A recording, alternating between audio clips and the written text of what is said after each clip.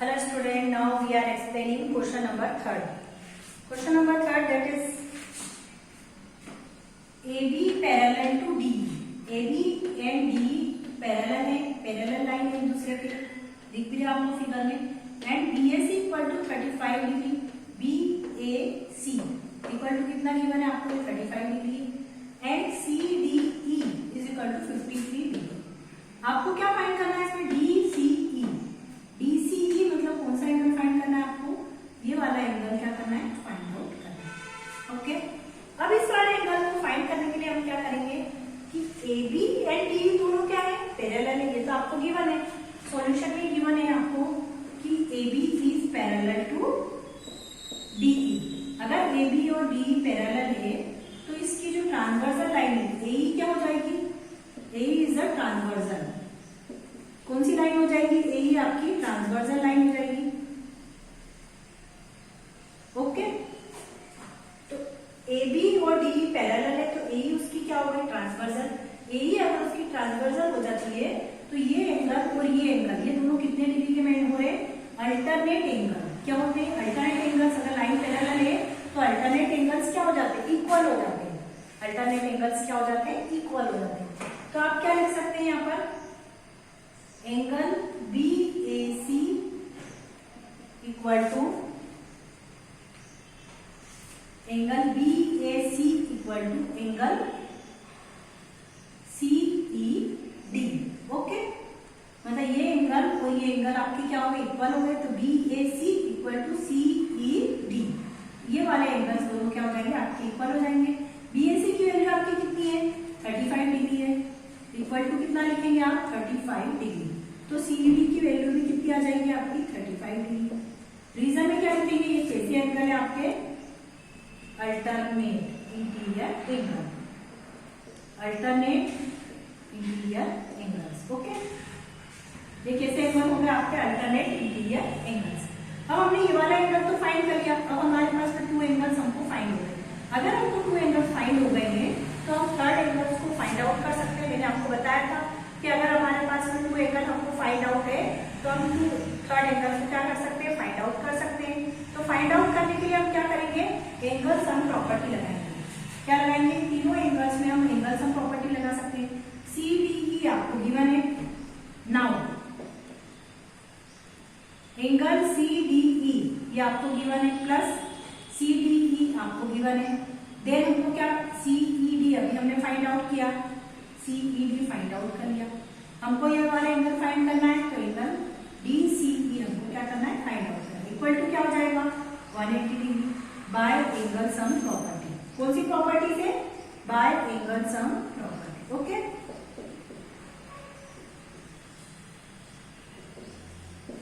अब CDE की value कितनी है आपके पास में? CDE की 53 वैल्यू है तो 53 पुट किया. CED की वैल्यू कितनी है? 35 है, 35 ले आया. प्लस DCE की वैल्यू हमको क्या करनी है? फाइंड आउट करनी है. Equal to 180 degree. इन दोनों को प्लस करेंगे तो कितना आ जाएगा? 5 प्लस 3 8, 5 प्लस 3 88 आएगा. अब DCE की वैल्यू फाइंड करने के लिए हम क्या करेंगे? 180 में से 88 को क्या कर देंगे? माइनस कर देंगे. DCE equal to 180 minus 88. 180 में से 88 माइनस करेंगे कितना आएगा? 10 में से 8 माइनस के 2 आ गए. 18 में से 92 कितना आया? ये 92 डिग्री आपका आंसर आएगा. ओके,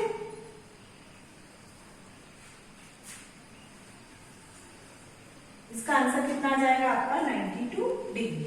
तो जो CDE की वैल्यू है वो कितनी आ जाएगी आपकी? 92 डिग्री.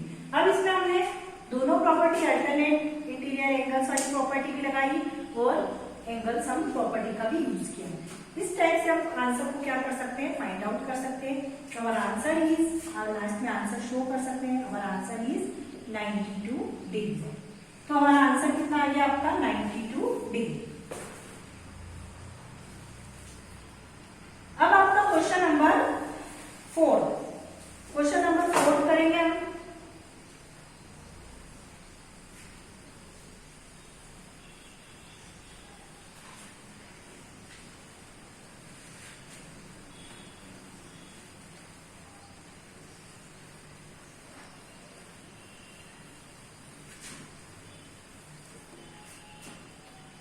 क्वेश्चन नंबर 4 क्या है आपका?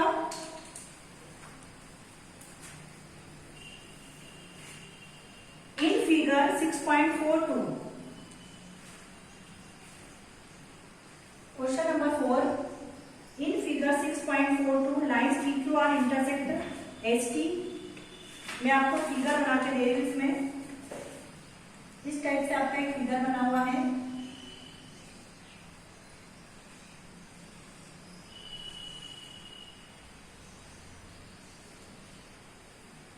PR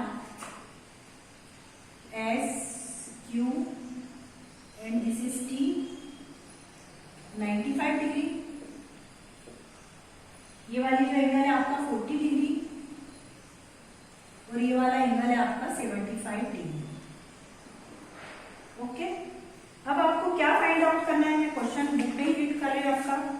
if line PQ and RS intersect at point T, मतलब ये जो लाइन है PQ और RS एक दूसरे को कौन से पॉइंट पे इंटरसेक्ट कर रही है? T पॉइंट पर। कौन से पॉइंट पे इंटरसेक्ट कर रही है? T पॉइंट पे इंटरसेक्ट कर रही है। PRT 40 डिग्री हमको गिवन है, PRT 40 डिग्री गिवन है। RPT भी हमको गिवन है 95 डिग्री गिवन है। TSQ भी हमको गिवन है 75 डिग्री। SQT हमको फाइंड करना है, मतलब ये वाला एंगल हमको फाइंड आउट करना है। SQT, इस एंगल को फाइंड करने के लिए हमको इसके या तो एक्सटीरियर एंगल फाइंड होना चाहिए या फिर ये वाला एंगल फाइंड होना चाहिए। ठीक है, ओके, ये वाला एंगल फाइंड कर सकते हैं या फिर ये वाला एंगल। तो इसके लिए हम क्या करेंगे? बहुत ही सिंपल है, कुछ भी नहीं करना है। या तो हम एंगल सम प्रॉपर्टी से भी कर सकते हैं और इसको एक्सटीरियर एंगल की प्रॉपर्टी से भी कर सकते हैं। दोनों टाइप से ये सम हो जाएगा, किसी भी टाइप से हो जाएगा। तो इसका सॉल्यूशन बनाने के लिए हम क्या करेंगे? सबसे पहले हम एंगल सम प्रॉपर्टी का यूज करेंगे। किसका यूज करेंगे? Angle sum property.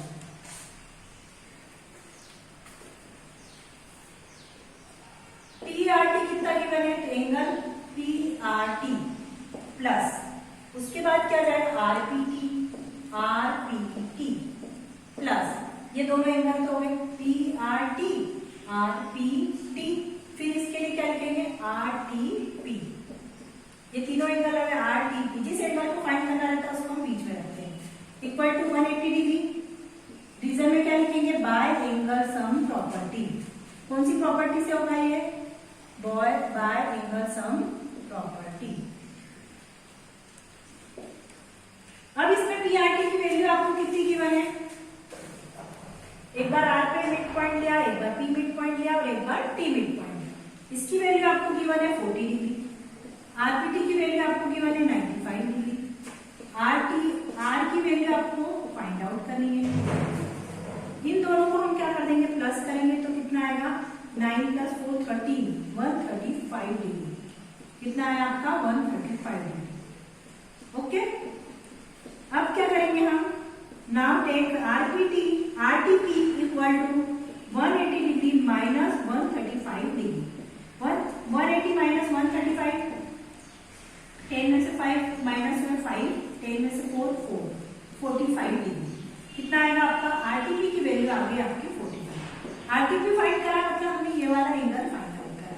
अब आप बोलेंगे कि ये वाला एंगल तो हमको फाइंड ही नहीं करना था। हमको ये एंगल फाइंड इसलिए करना है कि ये एंगल जो है वो ये एंगल, ये दोनों कैसे है? Vertically opposite angle. मैंने बताया था कि 2 लाइन यदि एक दूसरे को इंटरसेक्ट करती है तो vertically opposite angles are equal. Okay, तो ये दोनों एंगल्स कैसे हो जाएंगे? इक्वल हो जाएंगे।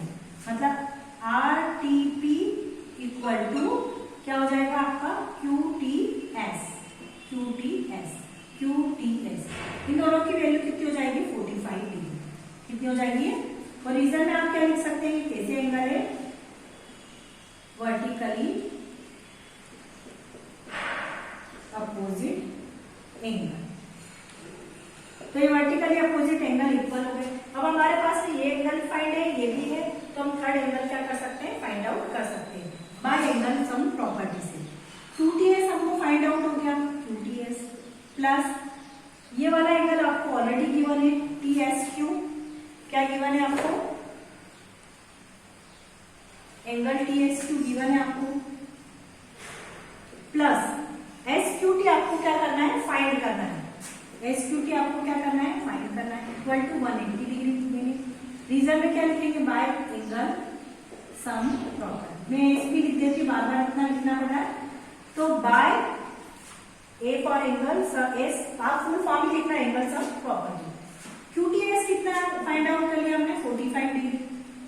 TSQ ऑलरेडी गिवन है 75 डिग्री। SQT हमको क्या करना है, फाइंड आउट करना है। इन दोनों को प्लस करेंगे, 5 to 5 कितने हो गए, 10, 7 upon 8 और 4 20, 120। अब SQT फाइंड करने के लिए हम क्या करेंगे, 180 माइनस 120 कितना आ जाएगा, SQT की वैल्यू आपकी आ जाएगी 60 डिग्री। कितनी आ जाएगी, 60 डिग्री।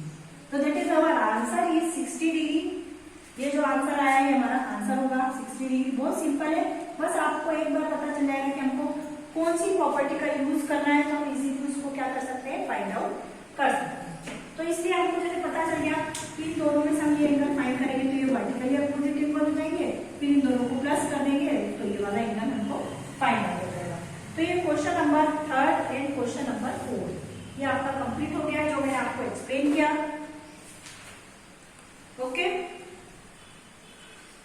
अब मेरे नेक्स्ट जो वीडियो है मैं आपको नेक्स्ट 2 क्वेश्चन आपको एक्सप्लेन करूंगी। थैंक्स।